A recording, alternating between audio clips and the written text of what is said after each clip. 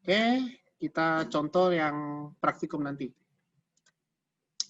Nah, yang praktikum ini ya, Anda buat robot bumper. Ya. Robot bumper ini terdiri dari sensor sentuh. Nah, sensor sentuh yang ini ya. Jadi nanti habis ini Anda coba ambil dulu sensornya. Satu robot itu 2 sensor ini. Warnanya kuning kok. Ya. Jadi tujuan kita bikin robot bumper adalah mendeteksi dinding dan halangan dengan sensor switch. Jadi kalau ditekan dia macam switch, on off, macam saklar gitu. Nah, agar sensor menjadi stabil ya, Anda harus buat apa ya? Buat joinernya ya, sehingga posisi dari sensor ini ya tepat seperti ini. Ya. Jadi gunakan agar dengan joiner yang Anda nanti ambil ya, usahakan posisi sensornya itu adalah di sebelah kanan dan kiri, tapi diagonal ya. Bukan apa lurus ya. Kadang-kadang kita maunya lurus gitu ya. Kenapa? Karena kita mau deteksi dia tembok kiri dan tembok kanan. Ya. Kalau kita lurus, cuma tembok depan. Iya, tembok depan dan dua-duanya kena. Kalau dia miring, ya logikanya satu kena dinding, satu enggak. Nah, kalau dia sama ya, kalau ini sama nih, ini katakan sensor sama nih. Kalau kita bikin sejajar kayak gini, otomatis kan kenanya sama-sama. Nggak ada guna kok. Nah, jadi kita bikin diagonal gini. Nah, jadi kalau satu kena, ini kan nggak kena. Nah, apa yang dilakukan? Nah, jadi posisinya seperti itu.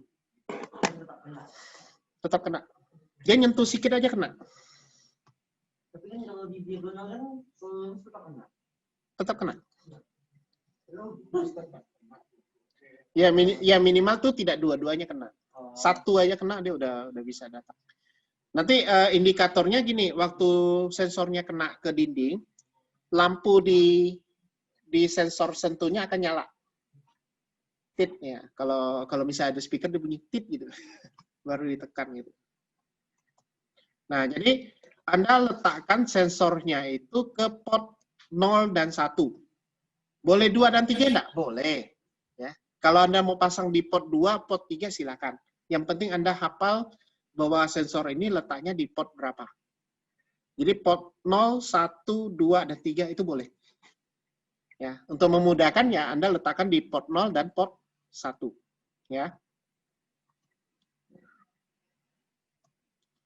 Nah, ini contohnya ya, gambar sensornya ya. Nah, ini untuk bumper dari robot pertama adalah di sini saya hanya mengeluarkan bunyi.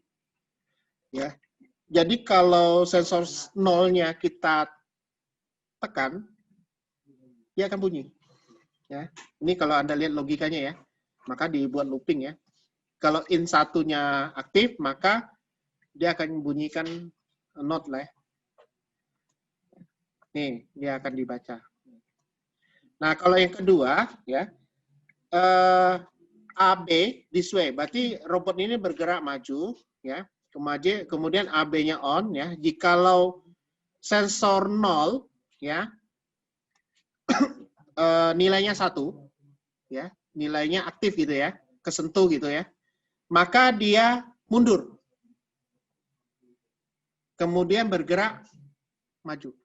Jadi kalau Anda lihat coding yang di pemrograman 2 ini, berapa sensor yang digunakan?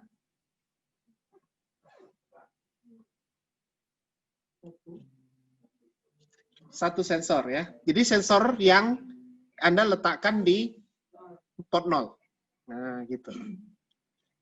Jadi kalau yang ini algoritmanya kayak untuk menyelesaikan masalah labirin. Jadi kalau untuk menyelesaikan labirin, ya, jadi kalau kita pakai mesh gitu ya, hanya pilih satu aja. Jadi jangan bikin dua-duanya, satu aja.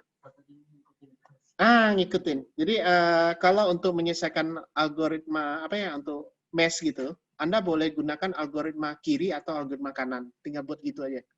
Jadi kalau left berarti ikutin jejak ke kiri terus. Dan seterusnya sampai dia selesai. Itu untuk mesh solution. Nah, cuma kalau mesh solution ya biasanya waktu tempuhnya bisa lama. Ya, kalau telusurnya makin jauh ya makin lama. Nah, biasanya untuk solving ini dengan cerdas gitu ya. Waktu dia bergerak itu, kemudian terjadi ada persimpangan dan sebagainya, itu dia simpan di memori. Nah, nanti waktu di telusur kedua dia sudah apa ya? Ibarat sudah mengcrypt jalurnya yang paling bagus. Nah, itu biasanya kalau di mesh itu, dia pertama dia pasti jejak dulu semua. Setelah sudah selesai semua jejak, digambarkan dalam peta, nanti dia cari jalur terpendek. Nah, itu untuk yang mesh solver. Nah, kalau cara kerja robot bumper yang ini ya, yang tadi ya. Jadi bergerak maju, ketika sensornya kena satu dinding, dia mundur sedikit, kemudian belok. Nah, kalau dua-duanya kita pasang, sensor 1, sensor 2 kita pasang, maka sama cara kerjanya. Kalau yang tadi ini mundur, kemudian belok ke kanan misalnya, kalau yang ini nabrak, mundur, belok kiri. Gitu. Nah, ini dicontoh di contoh pemrograman yang subfungsi. Nah, di sini ada contoh yang pakai subfungsi ya. Jadi pemanggilannya tetap menggunakan start ya. Tapi di sini kita bikin prosedur left sama right. Ya, jadi sebenarnya lebih gampang sih. Kalau mau langsung left sama right ya silakan langsung misalnya left Anda ganti ke codingnya itu, kemudian right Anda ganti codingnya yang ini. Ya, tapi di sini saya pakai prosedur. Jadi boleh ya menggunakan prosedur. Nanti Anda boleh coba sendiri. Nah, ini hasilnya untuk yang bumper. Ya, kanan kiri. Jadi dua sensor yang kita pakai.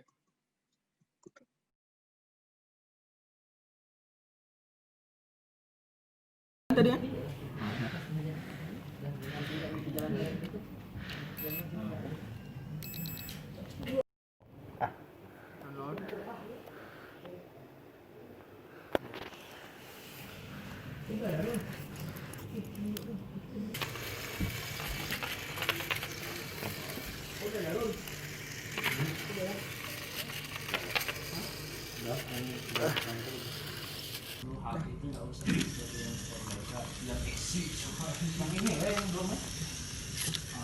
Ada, yuk, luncur ya.